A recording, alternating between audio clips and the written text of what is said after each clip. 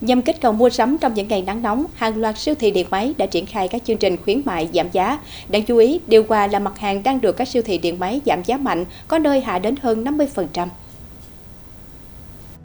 Theo Atoms, tại hệ thống siêu thị điện máy xanh, các sản phẩm điều hòa cũ, trưng bày được giảm giá lên tới gần 60%. Còn tại hệ thống siêu thị điện máy MediaMarkt, với chương trình giảm tới 50%, khách hàng mua điều hòa 2 chiều inverter chỉ phải trả 5.490.000 đồng một chiếc, miễn phí gói vật tư và công lắp đặt lên tới 1.350.000 đồng, tặng quạt cây 5 cánh có điều khiển, tặng phiếu giảm giá lên tới 1 triệu đồng. Không chỉ áp dụng khuyến mãi giảm giá cho hình thức mua trực tiếp, nhiều siêu thị điện máy cũng đưa ra các chương trình ưu đãi cho khách hàng mua online. Ngoài điều hòa, một số thiết bị làm mát khác như quạt điện, quạt điều hòa, quạt hơi nước cũng được nhiều cửa hàng bán lẻ, siêu thị điện máy giảm giá mạnh để kích cầu thị trường.